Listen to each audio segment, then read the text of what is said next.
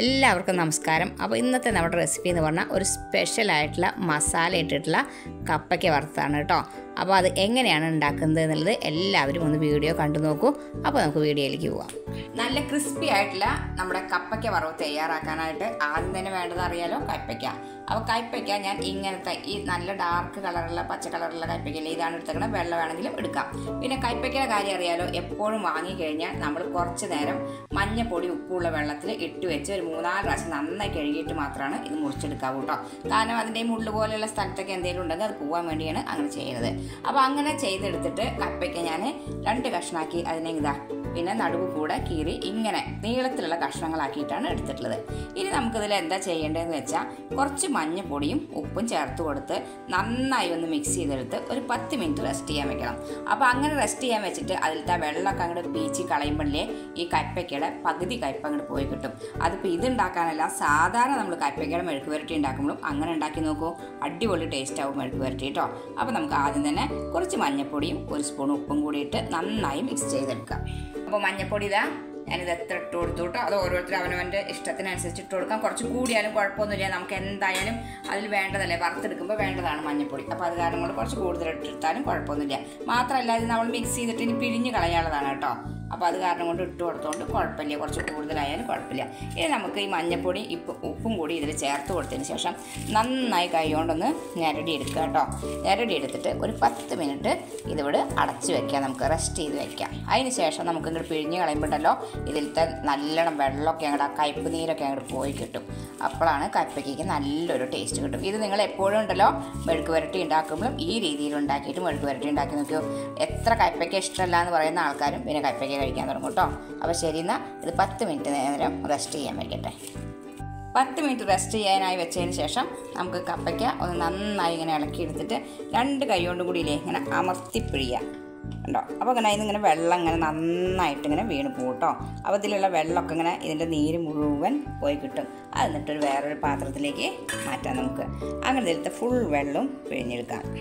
കപ്പയ്ക്കയിൽ നിന്ന് ഫുൾ വെള്ളം ഞാൻ പിഴിഞ്ഞെടുത്തു കേട്ടോ. കണ്ടോ, അപ്പോൾ ഇത്രയും കപ്പയ്ക്കയിൽ നമുക്ക് കണ്ടോ ഇത്രയും വെള്ളം ഇതിന്ന് പോയി, അത്രയും കയ്പ്പ് നീര് ഇതിന്ന് പോയി കിട്ടി കേട്ടോ. അപ്പോൾ ഈ രീതിയിൽ വേണം നിങ്ങൾ എപ്പോഴും മെഴുക്ക് പുരട്ടിയൊക്കെ ഉണ്ടാകുമ്പോൾ തയ്യാറാക്കാം കേട്ടോ. അപ്പോൾ അടിപൊളി ടേസ്റ്റ് ആയിരിക്കും. അപ്പോൾ ഇനി ഇതിന് ശേഷം നമുക്ക് ഇതിലേക്ക് എന്താണ് ചേർത്ത് കൊടുക്കേണ്ടതെന്ന് വെച്ചാൽ ഇതിലേക്ക് ആവശ്യമായി കുറച്ച് കടലമാവ് ചേർത്ത് കൊടുക്കണം. നമുക്ക് കുറച്ച് കടലമാവ് ഇതിലേക്ക് ചേർത്ത് കൊടുക്കുക. ഇത് നമ്മൾ എന്താ വെച്ചാൽ ഒരു ക്രിസ്പി ആയിട്ട് മസാലയായിട്ട് വറുത്തെടുക്കണ ഒരു കയ്പ്പയ്ക്കയാണ്. അപ്പോൾ അതിലേക്ക് കുറച്ച് കടലമാവ് ചേർത്ത് കൊടുത്തിട്ടുണ്ട്. ഇനി അതുപോലെ തന്നെ കുറച്ച് അരിപ്പൊടി കുറച്ച് നമുക്ക് മാറ്റി വയ്ക്കാം. അതിന് ശേഷം കുറച്ച് റവ. ഈ റവ എന്തിനാണ് ചേർക്കുന്നത് വെച്ചാൽ ഒരു ക്രിസ്പിനെസ്സിന് വേണ്ടിയിട്ടാട്ടോ. അപ്പോൾ അത് കുറച്ച് ചേർത്ത് കൊടുക്കുക. പിന്നീട് വേണമെന്നുണ്ടെങ്കിൽ മിക്സ് ചെയ്തതിന് ശേഷം നോക്കിയിട്ട് ഇനി നമുക്ക് ഇതിലേക്ക് വേണ്ട മസാലകൾ ചേർക്കണമല്ലോ. ഓൾറെഡി നമ്മൾ ഉപ്പ് ഇതിലിട്ട് പിഴിഞ്ഞിട്ടുണ്ട്, പക്ഷേ എന്നാലും അത് ആ നീര് കൂടെ കുറേയൊക്കെ പോയിട്ടുണ്ടാവും. അപ്പോൾ കുറച്ച് ഉപ്പ് നമുക്കിതിൽ ചേർത്ത് കൊടുക്കാം കേട്ടോ. അധികമൊന്നും ആവില്ല, കാരണം അപ്പോൾ ഏകദേശം കുറച്ച് നിങ്ങളുടെ കണക്കനുസരിച്ച് ചേർത്ത് കൊടുക്കുക.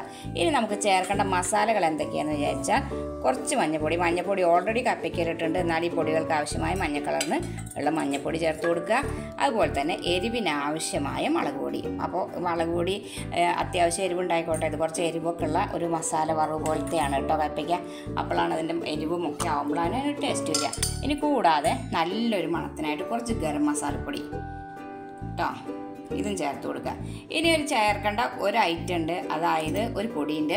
അത് ഓപ്ഷണലാണ്, കയ്യിലുള്ളവർ ചേർക്കുക, അല്ലെങ്കിൽ നിർബന്ധമില്ല കേട്ടോ. അതായത് ഈ ആംചൂർ പൗഡർ കിട്ടും. അതെന്താ വെച്ചാൽ അതും കൂടി ചേർത്താൽ ഒരു പ്രത്യേക ടേസ്റ്റാണ്. അപ്പോൾ അത് വളരെ കുറച്ചേ ചേർത്ത് കൊടുക്കണ്ടു, ഒരു 1/4 ടീസ്പൂണ് ചേർത്ത് കൊടുക്കണ്ടു.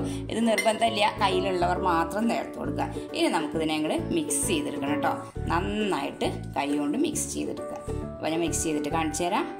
അപ്പോൾ ഇങ്ങനെയാണ് കേട്ടോ ഇത് മിക്സ് ചെയ്ത് കഴിഞ്ഞാൽ ഉണ്ടാവുക. ഫുള്ളായിട്ട് മൂടിയിട്ടല്ല, അതായത് ഇങ്ങനെയാണ് ഉണ്ടാവുക. ഇത് വറക്കുമ്പോൾ ശരിയായിക്കോളും. ഈ മാവൊക്കെ അതിൽ ചേർന്നിട്ട് ഇങ്ങനെയാണ് നമ്മൾ ചേർത്തെടുക്കേണ്ടത്. ഒലർത്തി ഇട്ട് കൊടുത്തിട്ട് ഫ്രൈ ചെയ്തെടുക്കണം. അപ്പോൾ നല്ല ചൂടായ എണ്ണയിലേക്ക് കുറേശ്ശെ ആയിട്ട് ഒന്നിച്ചിട്ട് കൊടുക്കരുത്, കുറേശ്ശെ ഇത് ഇട്ട് കൊടുക്കാവൂ. എന്നിട്ട് നമുക്ക് നന്നായി ഫ്രൈ ചെയ്തെടുക്കണം കേട്ടോ. അപ്പോൾ എണ്ണ നന്നായി ചൂടായി വരട്ടെ, എന്നിട്ട് ഇട്ട് കൊടുക്കാം. അപ്പോൾ എണ്ണ നന്നായി ചൂടായി വന്നിട്ടുണ്ട് കേട്ടോ. ഈ സമയത്ത് നമുക്ക് കുറേശ്ശെ ഇത് മിക്സ് ചെയ്തെടുത്തത് ഇതിലേക്ക് ഇട്ട് കൊടുക്കാം. നല്ല ഹൈ ഫ്ലെയിമിൽ തന്നെ ഇട്ട് കൊടുത്തിട്ട് 2 മിനിറ്റ് ഹൈ ഫ്ലെയിമിൽ തന്നെ അത് ചൂടാവണം കേട്ടോ. അപ്പോൾ അതിങ്ങനെ ചൂടായി വരുമ്പോൾ അതിൻ്റെ കൂടി കിടക്കണതൊക്കെ വളർന്നു വരും.